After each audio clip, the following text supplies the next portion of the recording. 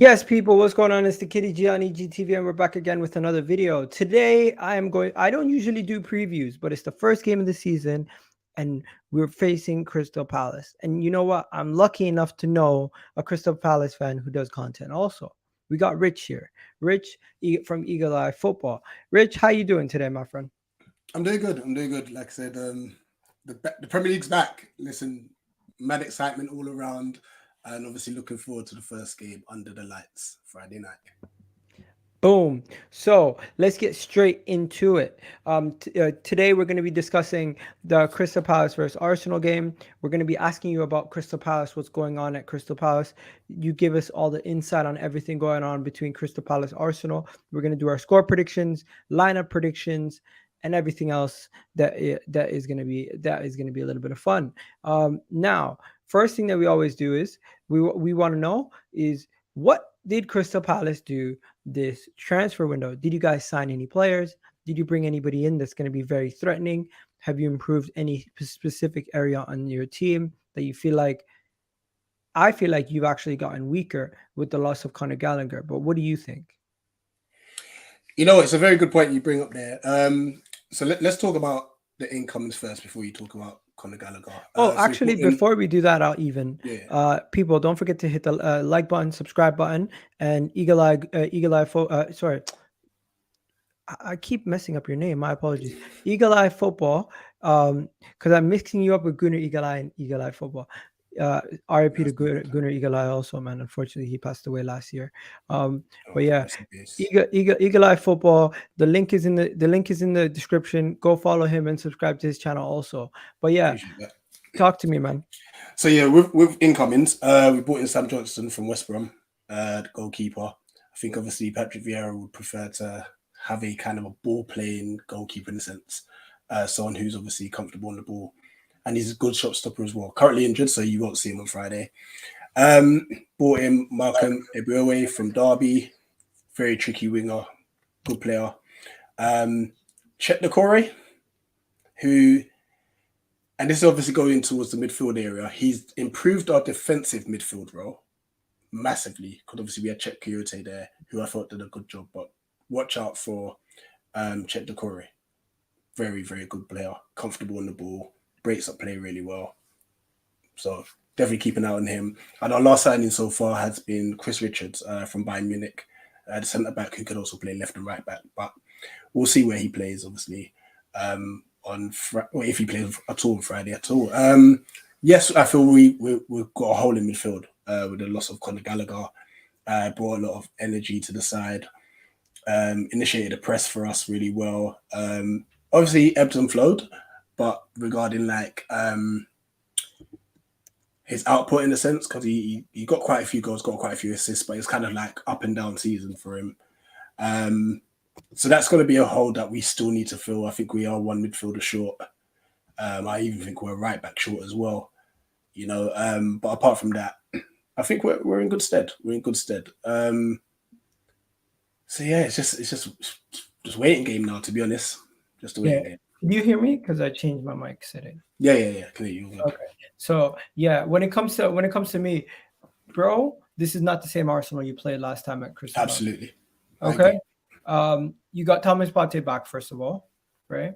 You have Odegaard back fit and firing. We don't have to worry about Kieran Tierney not being available because now we have Zinchenko, and Zinchenko is not about his defensive ability. It's about his pressing ability, his midfield, tucking in, helping us defensively solidify our midfield also, and the value he brings into. Have you had a player who just makes triangles around the whole pitch, and every time a person has the ball that's near him, he's an outlet. He's just always available. Those kind of little things in that, little things like that in football are so needed because there's players who go under the radar on a regular basis that can't do little things like that. Players Yeah, like him, they go under the radar. City are going to miss him more than they miss Sterling because at this moment in time, they don't have a backup left back.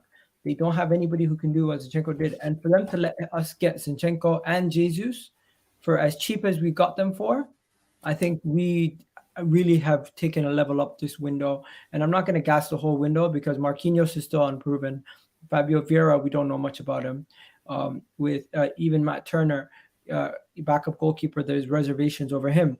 So I Yeah. get the window is not amazing, but at the same time, we have had a really good window, and I'm happy with the progression that we've made this season, and hopefully we can kick on from there. But I think we really will do some kicking on this season. And yeah, people hit that like button, hit that subscribe button. People saying Egal say with chest, bro. I think we're gonna.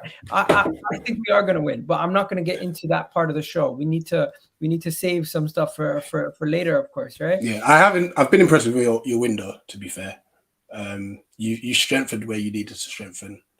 You know, the one area, and I won't lie, I was like, Jesus. I was like, okay, I think defensively we might be okay. I'm not saying we definitely will, but we could. But I thought for us going forward, I was hoping you didn't address that left back position. Personally, Tavares, I was thinking, please keep Tavares there. Tavares is always going on loan. But he's gone obviously, and you have improved in that left back area. So yes, it's going to be a difficult game for us, but it's Friday night under the lights. Listen, Selhurst Park under the lights is not the best place to come to. No, but you would have been better off if we were playing you. This fixture was being played late in the season, where we could have. Oh, naturally so, yeah. Where we Obviously could the have, World Cup and stuff. and also historically, Crystal Palace don't start the season well. Am I wrong? No, you're right, but this is going to change. I think it will change. Well, it has to change because our fixture's tough. We got Liverpool afterwards.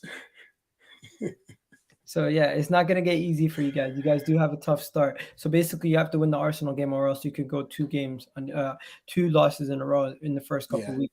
In honesty, I hope for a draw, but we'll get into that. And then when it comes to the situation with Arsenal, the biggest difference for me from the Crystal Palace game that we had last time to this game is the defense. Partey is going to be in the midfield. We're going to have Ben White at right back. We're going to have Gabriel and Saliba in the center back roles. Zinchenko in defense also. So that team is going to be a lot more solid than having Tavares. Who else played against you that game?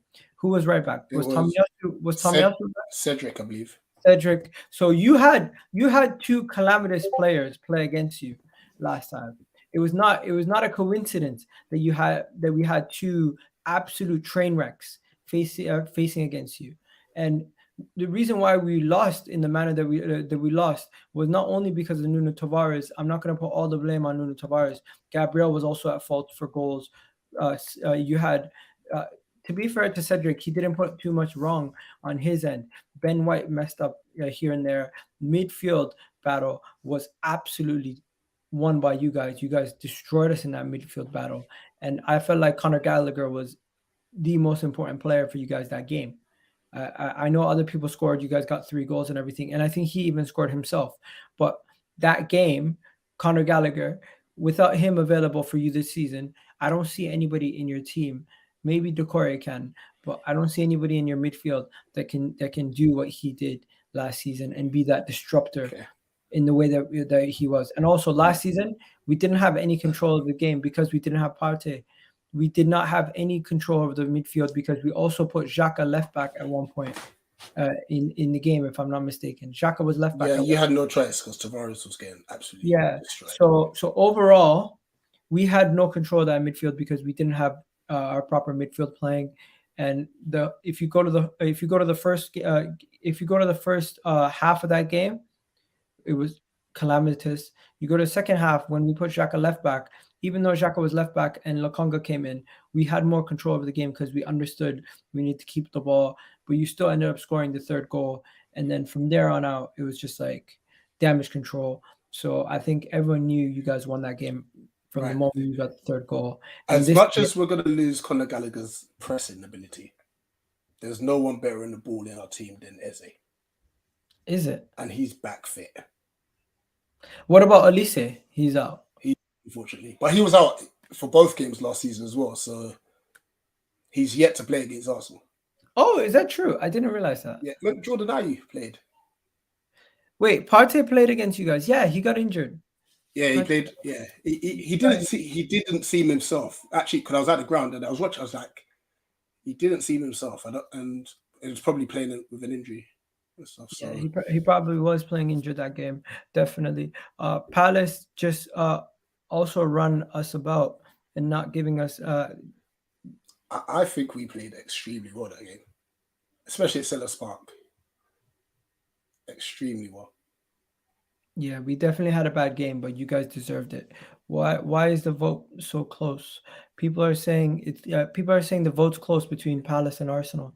50-50 right now. 55% Arsenal, 45% Palace. You know what? I'm not surprised. You're gonna have people. You're gonna have people doubting Arsenal first game of the season. What is the mood around Crystal Palace fans? Are you guys optimistic going into this game? Do you think you guys can really beat us? Yeah, we are. We are. I think we're optimistic because I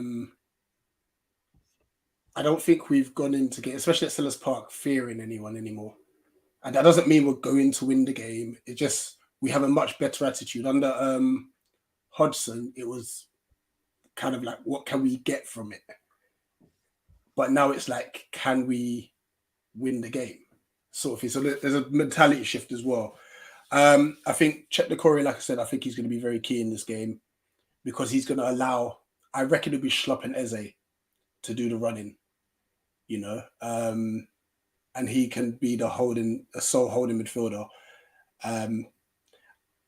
So yeah, I think if you're going to have any joy, the most joy, I think it will be down your left-hand side because I'm still a bit like Ward and Klein. It's just, you know, so I believe Martinelli will play on the left-hand side. I think that's where you'll get your most joy and such. And also, I'm hoping we actually play on the counter because what we don't want to do is leave that space in behind for someone like Jesus because I think that's where he will thrive. You know, if you can play a low block and try and just nullify him a bit, I think we'll be okay. Okay.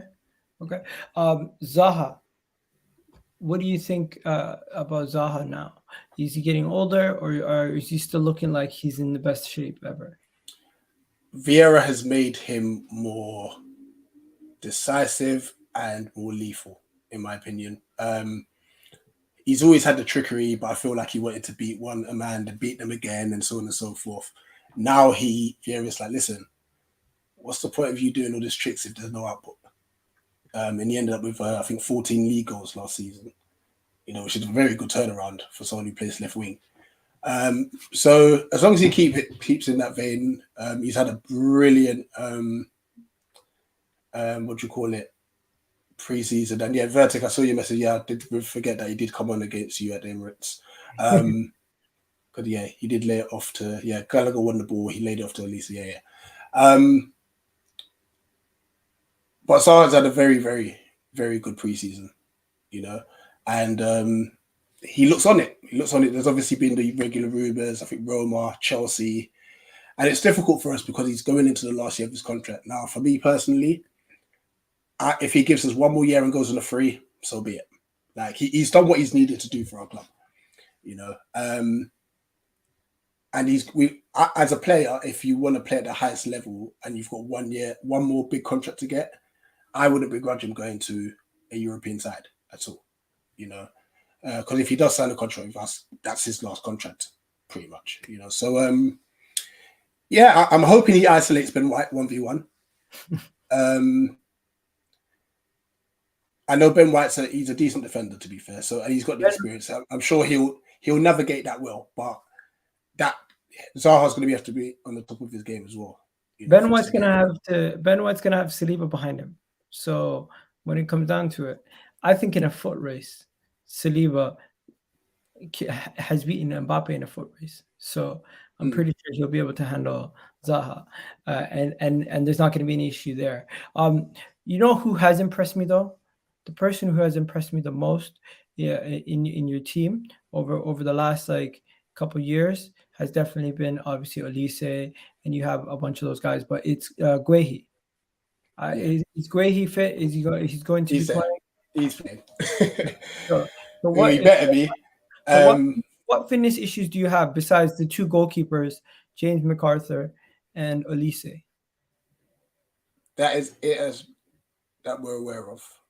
Nathan Ferguson's he's come back from fit. Like we kind of give him 30 minutes here or there with preseason and such. He's another one that can play right back or centre back.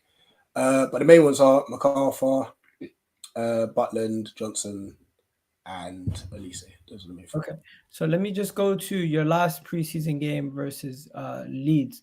Actually, for some reason, they're not showing any of your your lineups on the website. What's going on? Our last preseason game was against Montpellier. Okay, what was your lineup? Against Montpellier, we had Joe Ward right back, Gay and Anderson centre back, Mitchell left back, Decore, Schlupp, and Eze midfield three. Is that going to be more or less you're close to your? I think so, yeah. Saha, Edward, and Ayew, the front three. The only one that might change is that Klein might come in at right back. But that's pretty much what I think the lineup will be. So who's been on form during preseason? They all have their own way, but Eze and Saha are the big two. Okay. For I just got the lineup here just to show everyone. So this is most likely going to be what your lineup is going to look like, you're saying. And I get it. Everyone's pretty much been going for the preseason lineups as the lineup for the new season. So you're gonna have your goalkeeper is gonna be Guahi, yeah, that will stay because Ward. not fit yet. Wait, is Guahi your captain? I'm confused. So for that game, I think they gave captaincy to Ward, but he's actually captain. Is his second? So basically, what happened last season? You had Luka Milivojevic, who's like the club captain, but he rarely played. Then it was James MacArthur, but he's had injuries. So then Mark Gay took the armband. Wow. So even last season he was skipper, yeah. That's big. That's big for a youngster, man, to come in and take the captaincy like that. We have a young captain also. Odegaard's our captain. Yeah, you've changed that. Odegaard's our captain, and I went to the preseason game versus the preseason game that we had, and I'm telling you, we look like we're on form. So I've just liked it. Let me just show you. This is our lineup. This is what our lineup's gonna look like. Our lineup's gonna be Ramsdale in goal, Ben White. It's going to be Gabriel, Saliba, Zinchenko, Xhaka, Partey, Saka, Odegaard, Gabriel Jesus, and Martinelli. That is the lineup that we're going to play. And the lineup you're going to play is most likely going to be your starting lineup from the last game. So it's good that we got the graphics. We don't have to do any work. We know who's going to play who. And with that being said, I'm just looking at my team, and I'm saying to myself, I don't rate your midfield in comparison to ours.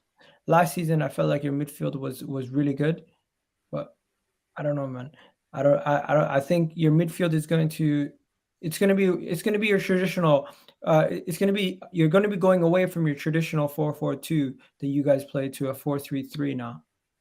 No, we've been 4-3-3 for a while. Okay. Under Vieira, yeah, we've been 4-3-3. We're going to be. You know what's funny? I actually disagree with the midfield, but I think the midfield's probably our strongest area. I know, but I'm looking at Partey, Xhaka, and Odegaard, and I'm saying to myself, Decore. See, the thing is, with your midfield, obviously it's now a fit Partey because he wasn't fit last season, and so the midfield's been the same. We've improved our midfield because we've now changed the Koyate for Decore. But you lost Gallagher. Where was Gallagher playing? Where Eze is going to be playing. So Eze is going to be the most advanced in your midfield. Yeah. And he's better on the ball than Gallagher. Gallagher was good. Don't get me wrong. If he wanted to come back, we'll welcome him with open arms. But Gallagher was more for the press. But when we're talking about quality on the ball, Eze is better. Okay. I have my reservations, man. I have my reservations. I feel like looking at your team, who do you have off the bench that could be a threat? Mateta, who scored against you. Yeah. Watch out for Ebuewe. I know he's young, but he's almost like Elise-esque as well. I'm looking at our bench. I'm not gonna lie to you, bro. Our bench, we don't really have much on the bench nowadays.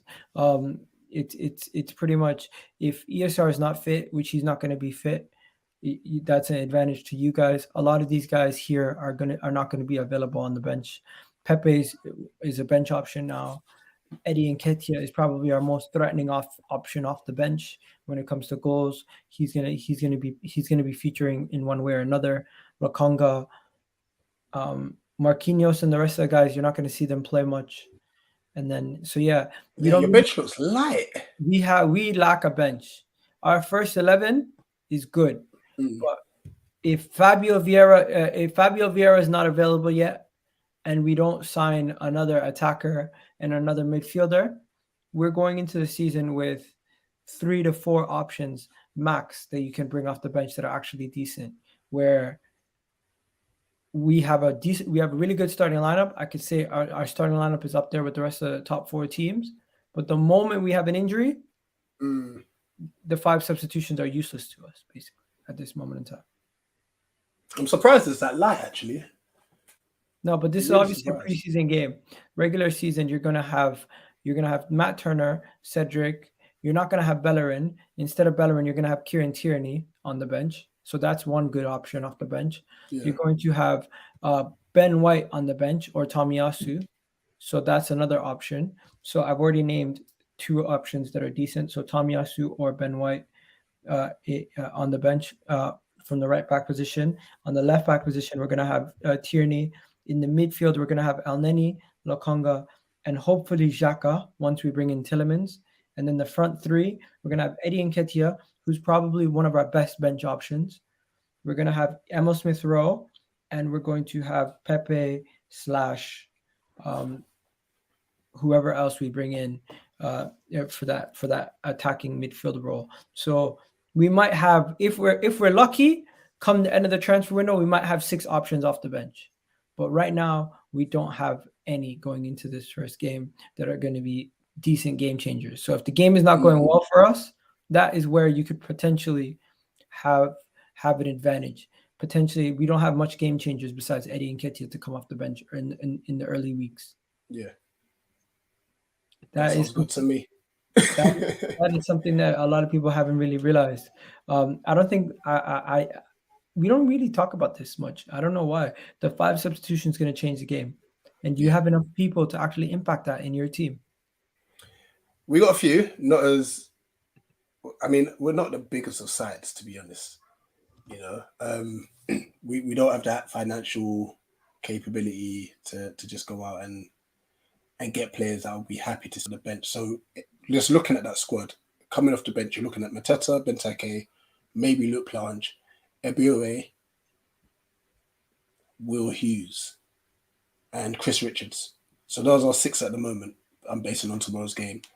3 of them are attackers, and the rest are defensively minded. So yeah.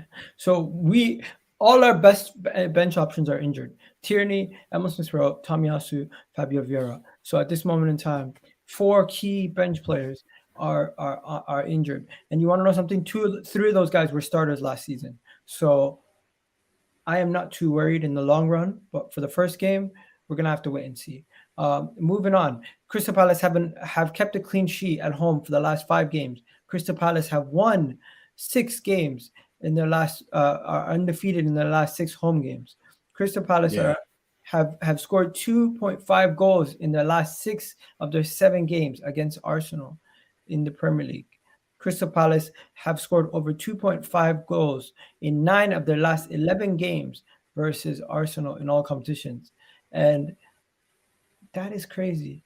Have seen over 2.5 goals. 2.5 goals in the game.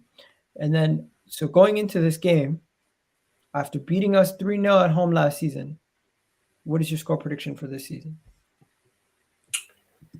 You've definitely improved. I have to give you that. Because it's under the lights and it's just going to be ruckus, I'm going to say 2-1 to us. But I say that with nerve. Like, I will take a draw and run with it. You know? But we're going to go 2-1 Palace. 2-1 Palace. Interesting. Let me paint the picture for you, bro. We have the game that is high pressure, everything's going on. Crystal Palace versus Arsenal, first game of the Premier League season, and Arsenal opening it up because you got, as you know, Arsenal prime entertainment. Either we could absolutely lose, or we could actually put in a massive performance and make a statement for everybody. And you're probably hoping that we lose, but I think we're going to make a statement. I think this is, as my friend Bav said the other day on the stream, this is our revenge tour. Teams like Chelsea, teams like Manchester United, teams like Tottenham, they're looking over their shoulders and looking at us saying, you know what, these guys might be serious this season. And Crystal Palace has to be a statement game. I'm not saying we're going to come out there and beat you guys 3-0 and absolutely whoop you, but I feel like we're going to keep a clean sheet. I feel like Arteta's number one priority is going to be trying to keep a clean sheet and go and moving on and keeping it moving. I feel like attack has been firing throughout the preseason, and once we get the opening goal, the second one's going to come quickly after, and then from there we'll shut up shop and keep it moving with the 2-0 win. I think Arsenal. One thing we can do is when we're ahead, we'll be able to hold on to the lead. But when we go a goal behind, that's where we struggle. So as long as we get the opening goal in the game, I'm pretty sure we'll see out a win. If you get the opening goal in the game, that's where it's going to be difficult because we don't tend to come back from behind. But hey, no two seasons are the same. I'm going for a 2-0 Arsenal win. You're going for a 2-1 Crystal Palace win. Am I wrong? Yeah, but like I said, I'll take a draw. Let's see what the people in the comment section are saying. We got 3-0 Arsenal, 3-1 Arsenal. People saying, I have a feeling we will lose this game, but I still think we have a very good season, finishing third or fourth. Where do you think Crystal Palace are going to finish this season? Top half of the table? I'm hoping 10th, yeah. Hoping for 10th place. I mean, like I said, our first 10 games, they're tough. They're very hard. So it's what do you need to get into the Europa League conversation? A bit more money. But I think we've got the coach, we've got some of the players. I remember we're very young. We've gone from like our average age used to be like 29, 30, 31-ish. I think our average age is, I think us and you guys actually probably have the youngest squads.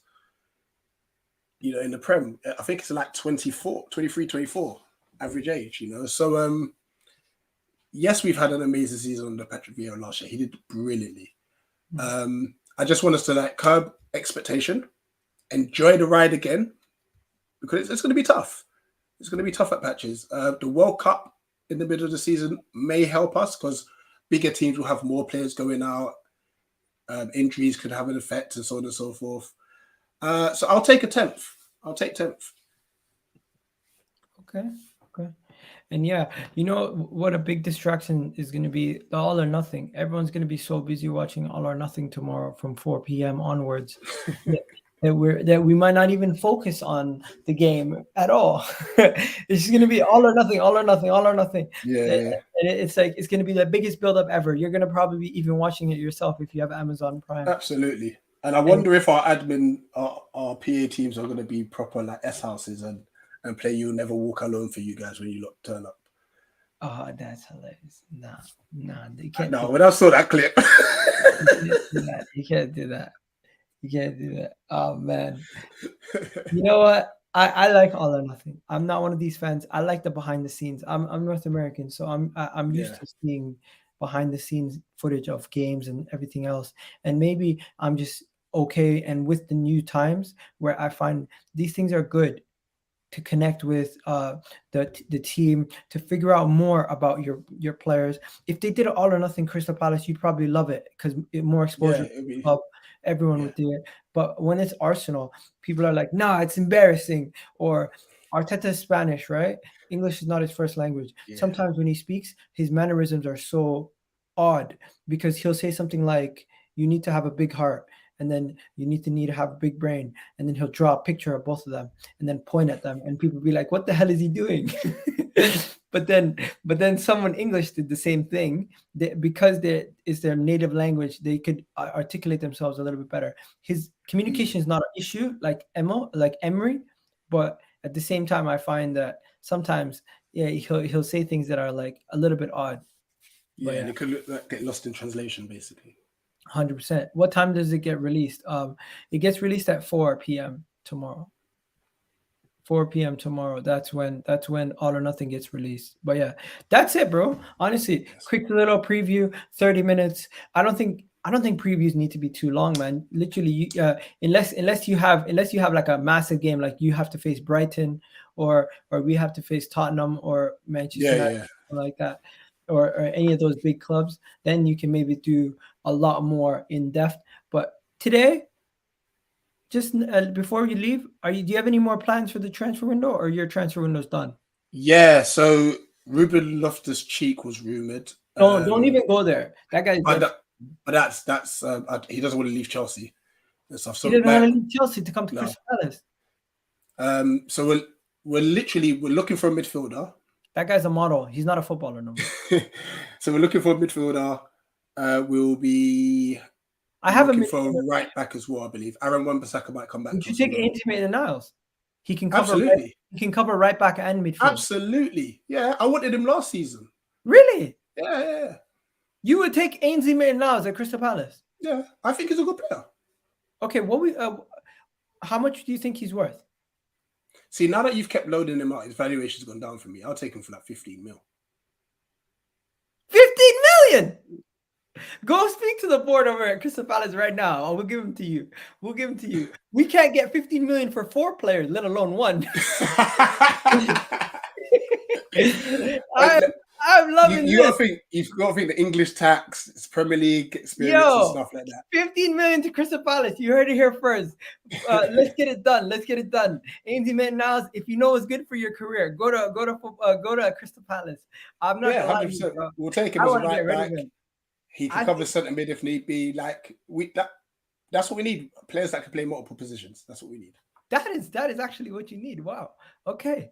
Horses for courses. You're right. But yeah, I think I found the clip for the day. you have yourself a good one, Rich. I'll catch you after the game in Twitter Spaces or wherever you do. But yeah, I don't know. Are you going to be going to the game? Yeah, I'll be at the game. Yeah. Okay, so after the game that night, probably late night, I'm gonna be doing a video at like 1 a.m. and then I'm gonna be doing spaces and all that other stuff. Bro. I'll make sure to jump in. Game. So just let me know if you're about, and then you can jump in and we can have some conversation. But big up, Rick. Appreciate you, man. People saying they'll take the 15 million. we would have sold. We only sold Leno for 4 million. You could have. Wait, Leno only went for 4. Yeah, he went for 3 okay, then 5 million for Ainsley. I didn't realize that. If Leno could go for just 4 million, we could. No, you already said 15. I didn't realize it was only 4 million. We accepted the deal already. I am a terrible DOF. This is why fans aren't thing. They need to be informed on everything. But yeah, you have a good one. Oh, we got Chelsea fans in the house also. Big up Chelsea. I don't know why I said that. Actually, I hope Chelsea goes 7th. But there you go. Peace.